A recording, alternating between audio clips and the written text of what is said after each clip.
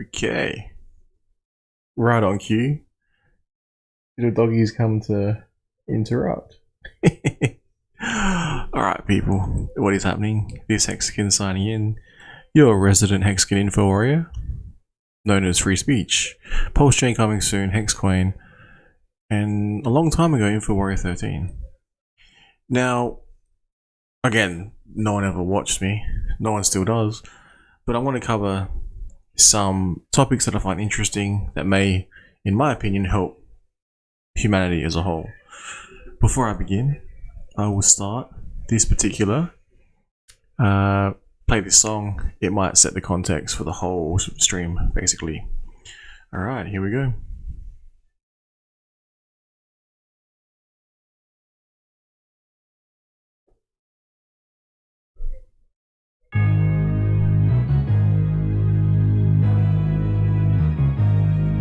I went down.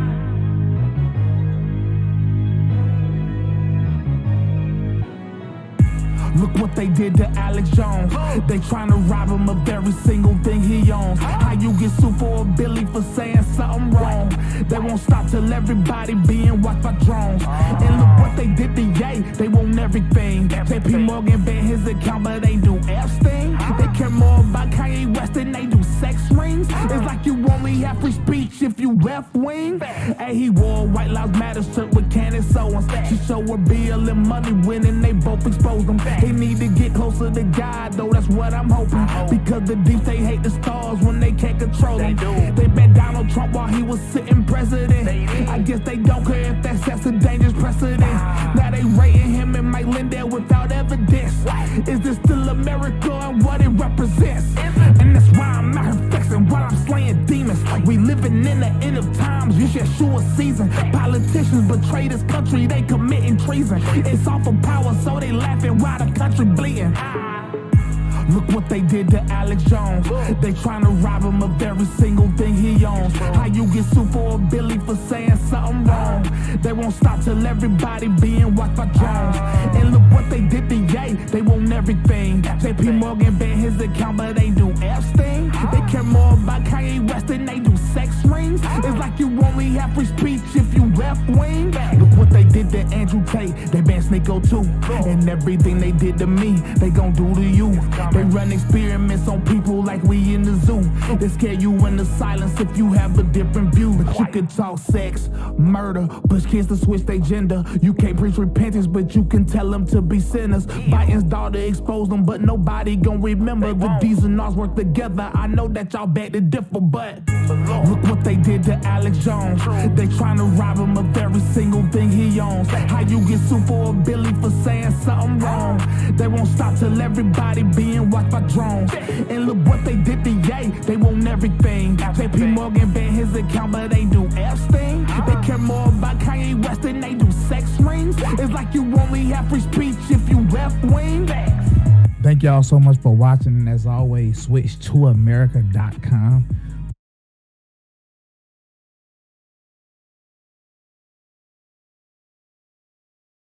So I should probably call the title of this particular stream Fluffy Puppies, because when I did call it, I don't know if you can hear that. I'll continue on. I thought I wore the puppy out, but you know. Trust quits, but UK politics and economic turmoils persist. So this is why I find this sort of geopolitical complex system interesting.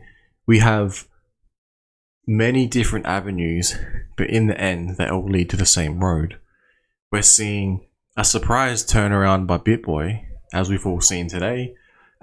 Yesterday we saw the UK Prime Minister quit after what, 44 days? And of course they'll get all the benefits of being a career politician, so the pension, everything else that goes along with that. I seriously think the politicians need to be held more accountable, and every single decision they make, we need to have a vote on it. Because a lot of this stuff, I don't personally remember voting. Like, I don't remember agreeing to send weaponry to Ukraine from Australia as a, you know, Australian citizen. I don't remember voting to, you know, inflame the fires of war. But apparently, you know, I just do what I'm told, you know. If I disagree, I'll probably get censored off certain platforms. But anyway. So this was a pretty good this was an interesting video. I think it has a very good message to it. I'll play this one through. I'm sure we've all seen this one as well.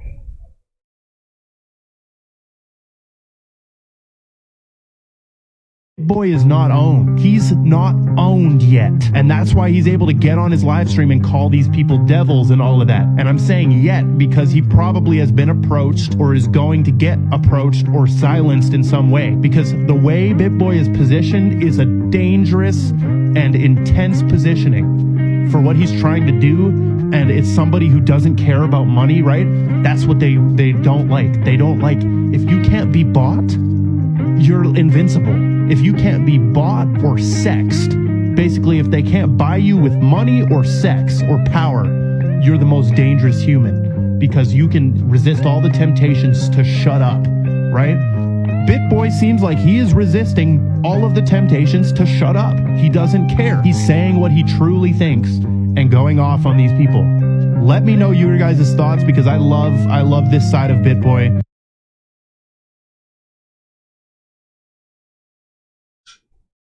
I think it's been a long time coming. I don't think this just happened overnight magically.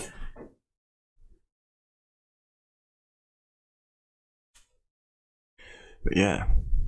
Next thing on today's show, we do have a lot of dog toys barking and making noise. Hey! Come here!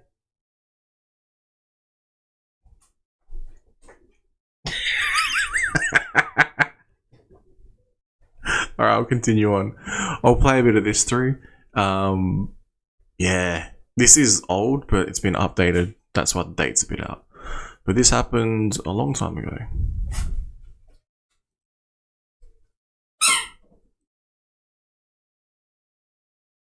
I don't think the dollar, I mean, if we just look at history, and I know people have been saying the dollar's going to collapse forever, and I was definitely guilty of laughing at those people 5 years ago. You know, but now as of today, understanding where we're at in the world, it's just not going to be much longer, no way around it. So we're really looking at what I think are three possible players. We're looking at the digital yuan. I mean, that's why China's testing it right now. Obviously, why would they be doing it at this exact moment? They see what's coming, you know, with the stimulus, the money printing, we could lose that reserve currency. So that's one thing that definitely could become the next, you know, reserve currency, the digital.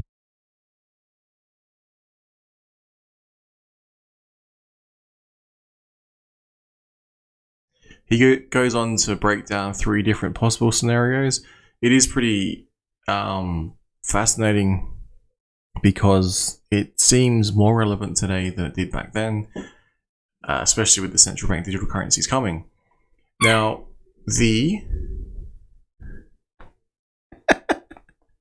it's proof of dog, man. hang on. I'm gonna play this in a time when the TV was good. We could once watch this and think.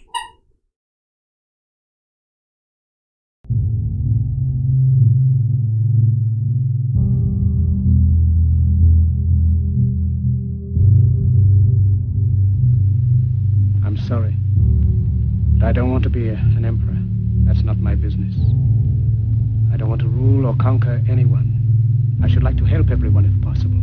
Jew, Gentile, black man, white. We all want to help one another. Human beings are like that. We want to live by each other's happiness, not by each other's misery. We don't want to hate and despise one another. In this world there's room for everyone, and the good earth is rich and can provide for everyone. The way of life can be free and beautiful, but we have lost the way. Greed has poisoned men's souls, has barricaded the world with hate, has goose-stepped us into misery and bloodshed. We have developed speed, but we have shut ourselves in. Machinery that gives abundance has left us in want. Our knowledge has made us cynical, our cleverness hard and unkind. We think too much and feel too little. More than machinery, we need humanity. More than cleverness, we need kindness and gentleness. Without these qualities, life will be violent, and all will be lost. The aeroplane and the radio have brought us closer together. The very nature of these inventions cries out for the goodness in men, cries out for universal brotherhood, for the unity of us all. Even now, my voice is reaching millions throughout the world. Millions of despairing men, women, and little children, victims of a system that makes men torture and imprison innocent people. To those who can hear me, I say, do not despair. The misery that is now upon us is but the passing of greed, the bitterness of men who fear the way of human progress.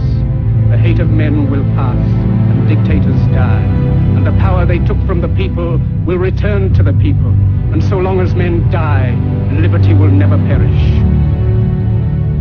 Soldiers, don't give yourselves to brutes, men who despise you, enslave you, who regiment your lives, tell you what to do, what to think, or what to feel, who drill you, diet you, treat you like cattle, use you as cannon fodder. Don't give yourselves to these unnatural men, machine men with machine minds and machine hearts. You are not machines, you are not cattle, you are men. You have the love of humanity in your hearts. You don't hate, only the unloved hate, the unloved and the unnatural. Soldiers, don't fight for slavery, fight for liberty. In the 17th chapter of St. Luke it is written, the kingdom of God is within man, not one man nor a group of men, but in all men, in you. You, the people, have the power to create machines, the power to create happiness. You, the people, have the power to make this life free and beautiful, to make this life a wonderful adventure. Then in the name of democracy, let us use that power. Let us all unite. Let us fight for a new world, a decent world, that will give men a chance to work, that will give youth a future and old age a security. By the promise of these things, brutes have risen to power, but they lie. They do not fulfill that promise. They never will. Dictators free themselves, but they enslave the people. Now let us fight to fulfill that promise. Let us fight to free the world, to do away with national barriers, to do away with greed, with hate and intolerance. Let us fight for a world of reason, a world where science and progress will lead to all men's happiness. Soldiers, in the name of democracy, let us all unite!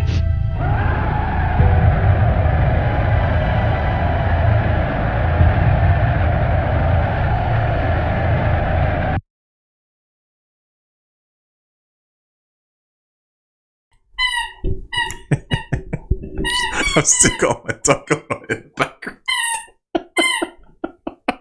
Shit. But I thought, in between squeaks, that video was more relevant than ever. Especially with the timing when BITBOY came out. Especially with the UK Prime Minister retiring. Quitting. Rage quitting. But, as we look, it gets better. JP Morgan appoints former Celsius exec as crypto regulator policy head. So that's happening. Now I'll play this one because yesterday I was talking about the power of prayer. Now it may not be religious, but I thought, well, I was talking about it yesterday, so I may as well show you all. Here we go.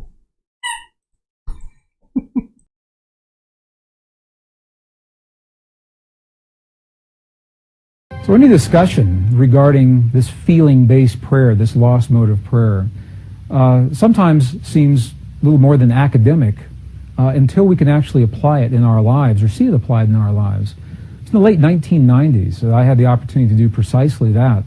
When I saw the footage documenting the healing of a life-threatening condition within the body of a living woman using precisely the kinds of techniques that we're speaking about right now. For me, it was this kind of information that took this lost modality of prayer out of the realm of academics and into something that's very real that we can apply in our lives. I had the opportunity during that time to see some video footage of the healing of a 3-inch diameter bladder cancer inside the body of a woman who, by Western medical standards, had been diagnosed inoperable. She had gone, as a last resort, to a medicineless hospital in Beijing, China. It was in this medicineless hospital where they began simply by addressing the life-affirming ways that she could change how she was living her life. They taught her life-affirming ways to breathe and life-affirming ways to nourish her body, gentle movements to stimulate the energy centers in her body. And as she was doing these and strengthening her body, at one point it made sense to undergo a process. Now I'd like to share this. I'd like to describe it to you. is a very potent example of how the feeling world inside of our bodies has a direct effect, in this case a very graphic effect, on the world beyond our bodies. So in the video documentation, the film shows a woman lying on in a hospital room. She's fully awake, she's fully conscious, she believes in the process that's about to happen. Before her, there is an ultrasound technician who is running an ultrasound wand over her lower abdomen that we can see on a split-screen television. And on the left-hand side of the screen, they do a snapshot, a freeze frame of an instant in time for reference, so we can see what her condition looked like in that instant in time. On the right-hand side of the screen, we are able to watch real time as 3 practitioners stand behind her, working with the energy in her body and with the feelings in their bodies. And what they do is they begin to chant a word that to them they've agreed upon, that reinforces the feeling within them that she's already healed. The chant essentially says already healed, already done. And as they begin to have this feeling and to say these words among themselves, on the computer screen, on the television screen, we can watch in real time this cancerous tumor as it disappears in less than 3 minutes real time. It's not like time lapse on a documentary where you see a rose unfold in 30 seconds in something that normally takes days. This literally happens in less than 3 minutes. Her body responded to the feelings of the practitioners who were trained to have the kinds of feelings that they were having. And all they were feeling was the feeling of what it feels like to be in the presence of a woman who is already healed, fully enabled, fully capacitated. They were not seeing her as a woman who was sick, and they weren't saying, bad cancer, you've got to go away.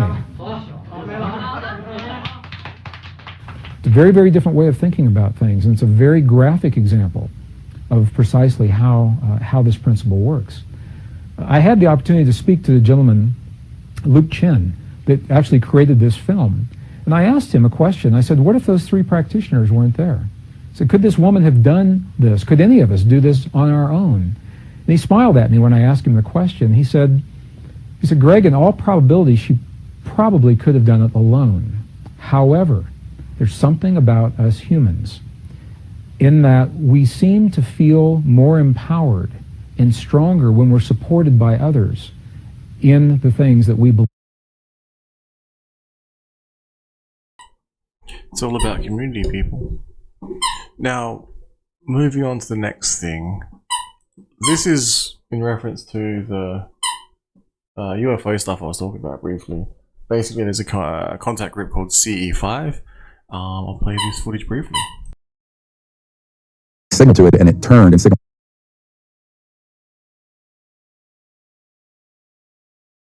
Came over, we signaled to it, and it turned and signaled to us. To give an idea how big it was way up in space, but it was 2/3 the size of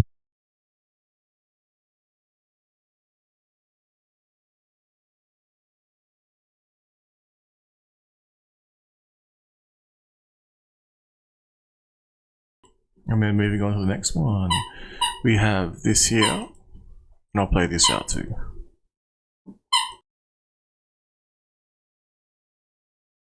This is one of the cautionary tale.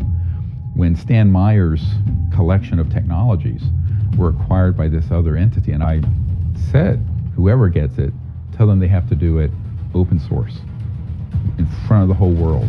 The whole world's going to be watching this technology being refined, developed, released, without any intellectual property pullback, without patent, because otherwise they're not going to survive their launch. I got this call a couple years later, who had ended up being the money behind that acquisition. And he says, these people are running for their lives. They are looking for an eco-friendly country that they can get to because they're being threatened in America. I said, you'd have to go to another star system. There's no place on this planet where the henchmen of these kind of Fourth Reich fascists won't find you. And they didn't want to let go of the greed and profit motive. They wanted to be the next Rockefellers of energy, you see. So that is the Achilles heel. Next thing I know, I meet with a guy in Orange County, California, who knew one of the people who was with that engineering team.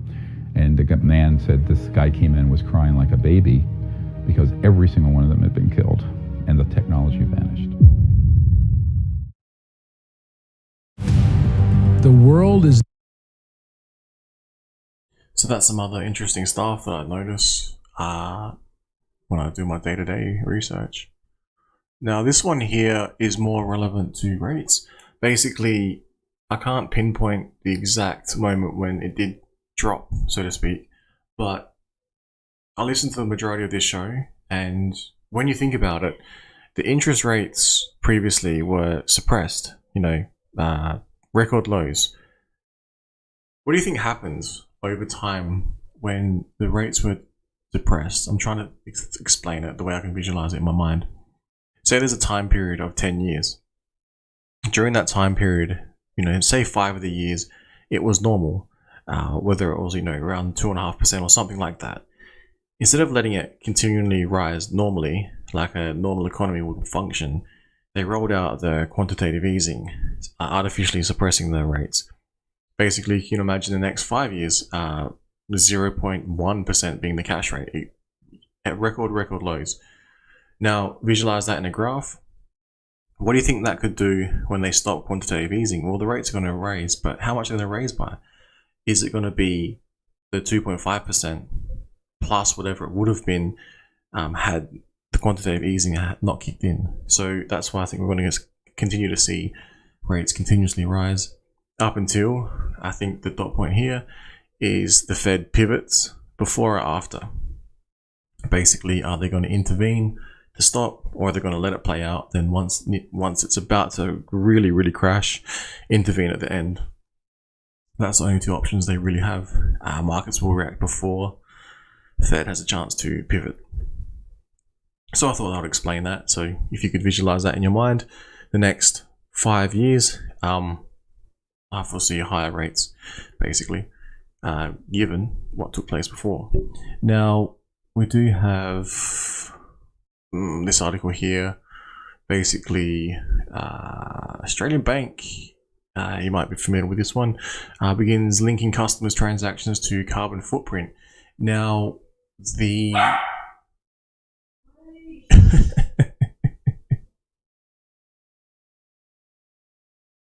the dog's going nuts, man.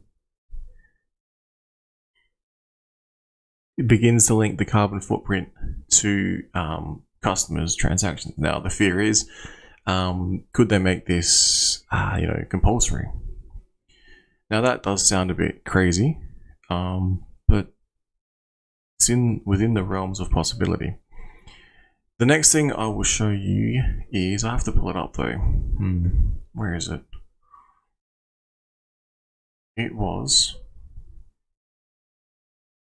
central bank digital currency, and it had basically how a central bank digital currency would work. Now, can I find it? Yeah, this one here. 9 minutes. I'm not sure what time to shoot. 9 minutes. Okay.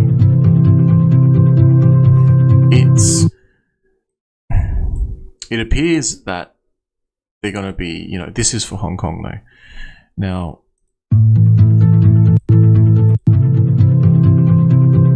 basically seems like they're going to use it for settlements.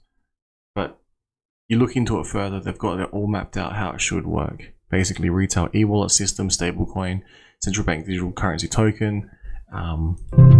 Does appear, you know, supports wallets on your phone or whatever, so you have different accounts.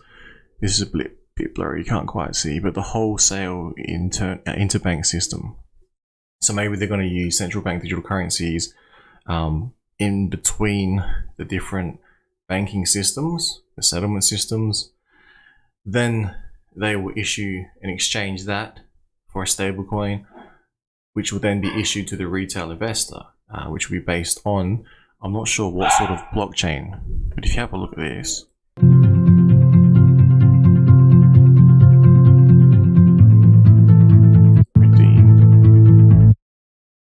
it sort of breaks it down here, you know, user A, user B, that's the end user, interbank. That looks like the TU ledger asset. That's what they'll produce, central bank digital currency, interbank, DLT records only, total bank balance of CBDC, token distribution. There you go. So that looks like a pilot of how it may work. Now, I'll put a link in the description and I'll quickly just read chapter 4 of SPARS, my favorite book. Let's see if what else we can find quickly, Interbank system for the bank administrator and staff, e-wallet phone app for users. So it looks like actually we'll go out to retail. Central bank administrator traces the UTXO chain of the user stablecoin. So how the guys at the legacy finance will function will be super interesting, because they will actually have looks like a blockchain of their own. Whether or not it will be open for all, because I'm not sure if they understand, you know, privacy goes both ways. So if they're going to provide us all with privacy, that means we're not going to be able to see where their tokens are coming from. But if they're going to allow it probably from a source wallet, they're probably going to mask all their holdings. I don't think they want to have, you know, master wallets all showing what's being held, but I'm not actually sure. But yeah, so this is pretty interesting on that aspect. It's pretty amazing. It doesn't seem too bad, right? But so you issue a loan, right, in a central bank digital currency. Doesn't seem too bad. The thing is, what about when they roll it out and they'll tell you that, you know, you can't use your central bank digital currency, you can't convert it to fiat because fiat doesn't exist. You can't use it to spend it on whatever good you like. Maybe they buy you from actually purchasing other cryptocurrencies with it. It gives them an extra layer of control, which is, yeah, works both ways. It's for your safety.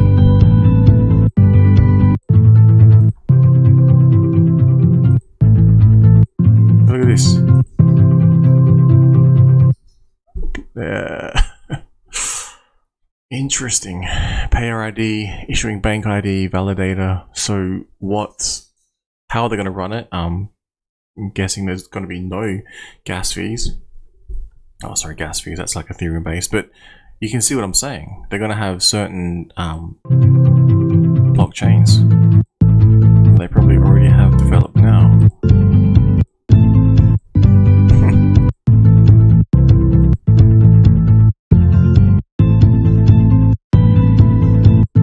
It's almost like cryptocurrency has been a practice.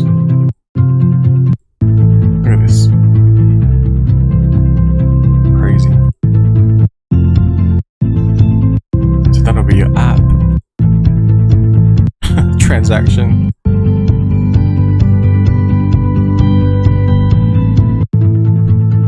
Look at that.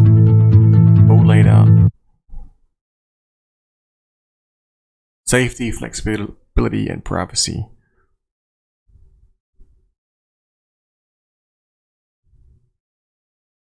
The amount of information to be disclosed by the bank, retail, central bank digital currency, system to interbank DLT ledger, and guaranteeing system safety.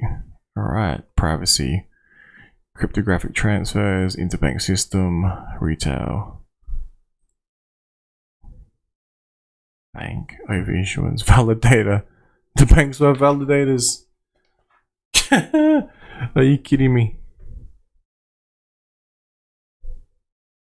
So they're literally just going to print money from nowhere, and now they're going to call it a central bank digital currency, and they're going to roll it out to your phone, tracking everything all the way. That is really interesting stuff. Because if they could tie that into every single financial transaction in the world, that would make accounting obsolete. I tell you that now, because if you can track and trace everything, there's no need to put together financial reports. That'll make it really easy. Now, that's my little brief, you know, analysis on that. Sorry about the dog. Doesn't want to come on stream though. I keep trying, man. He just won't come on stream. Now, this is chapter 4 of SPARS.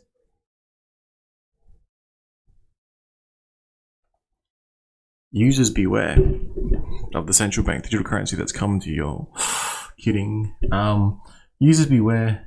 Chapter 4.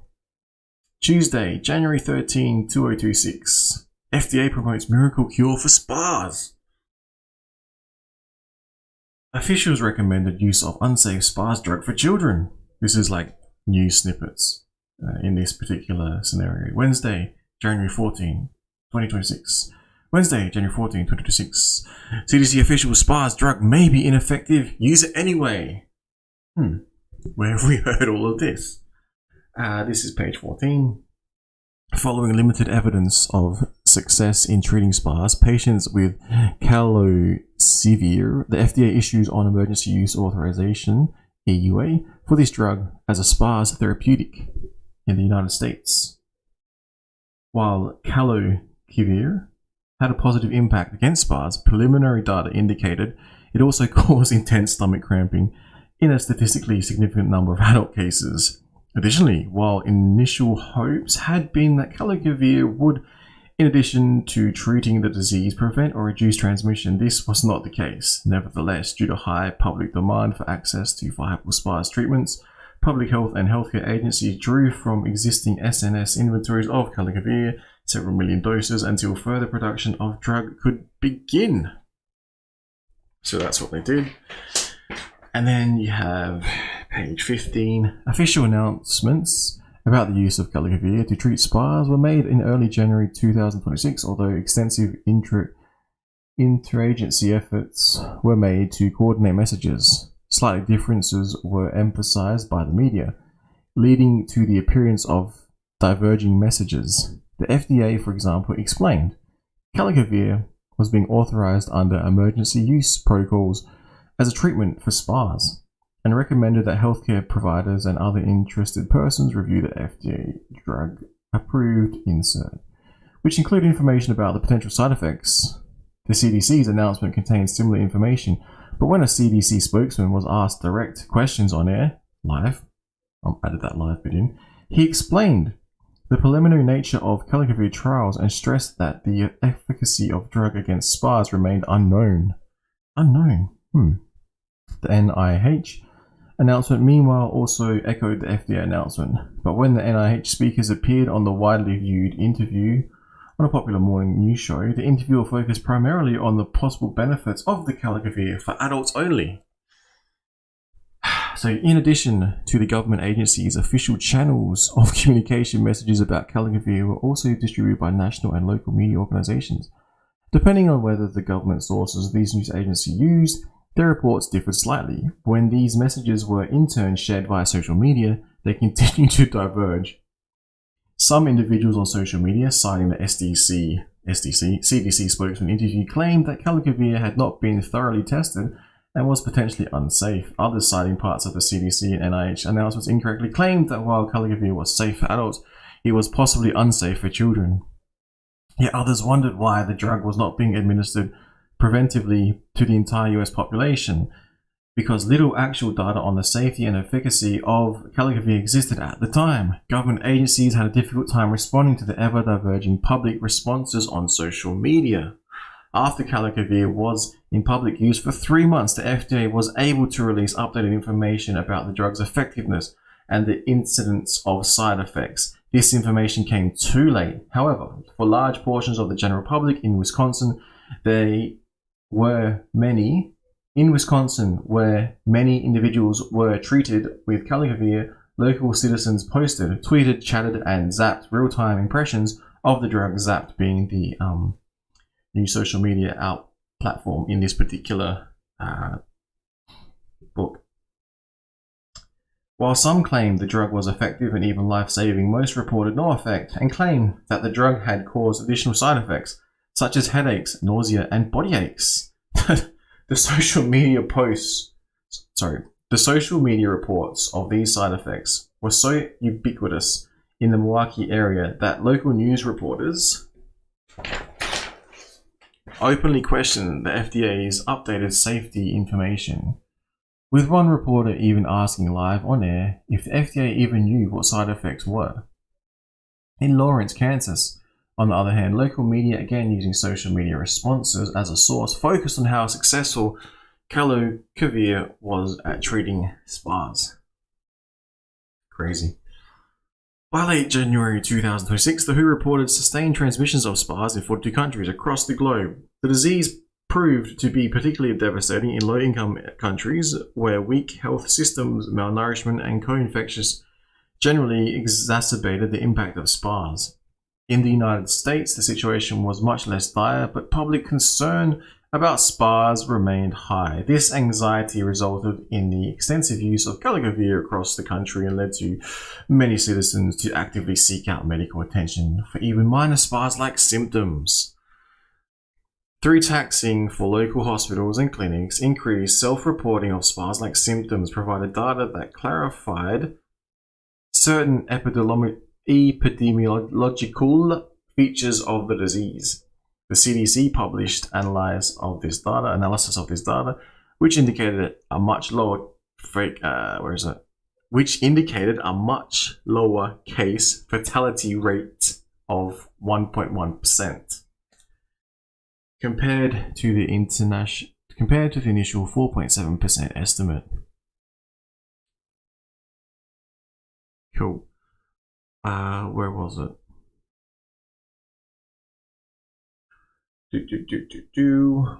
4.7% estimate. While this information was a relief to public health officials, it did little to quell public concern. In addition, not all members of the public responded to SPAs in the same way. Small groups of individuals spread throughout the country, for example, who felt that natural cures such as garlic and vitamins would be more effective at treating SPAs than an untested drug, were much less likely to accept Kalukovir as a treatment option or even seek medical attention for SPAs-like symptoms. Similarly, some ethnic minorities and particularly ethnic groups who live close together in large, tight-knit communities also rejected Kalukovir. Some of this resistance, particularly among select ethnic minority groups, was attributable to questionable messaging on the part of public health agencies. While news reports and press releases were provided in multiple languages, not all of the messages were culturally appropriated for the populations receiving them. One of the best examples of this occurred among the Navajo tribe in the southwestern United States. In early February 2006, the newly instated director of the Navajo Area Indian Health Services (NAIHS) took messaging provided by the CDC and modified this so it was far more fear-based. His methods included taking a tagline from a CDC message: "See your healthcare provider if you experience SPAs-like symptoms," and adding the phrase "SPAs can kill you" at the end.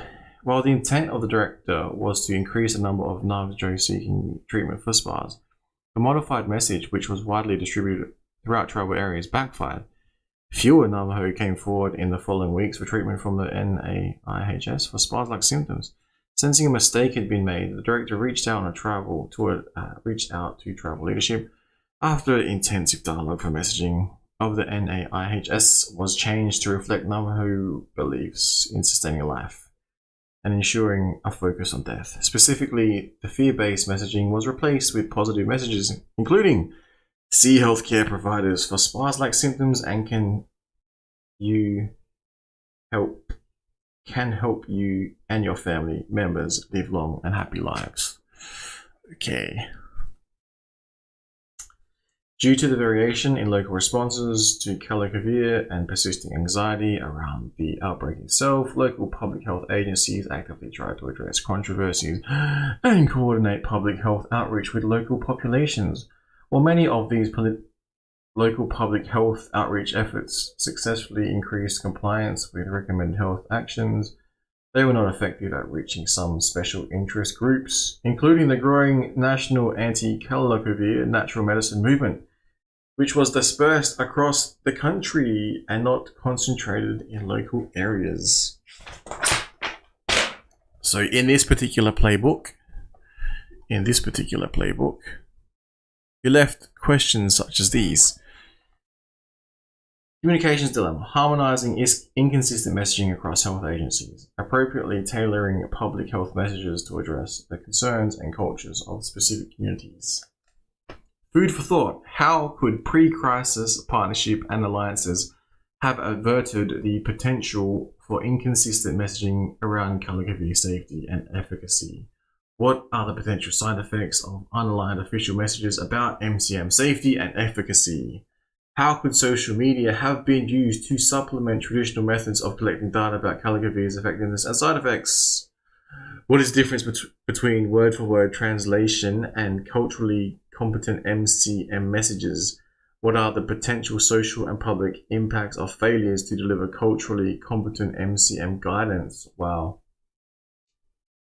Wow.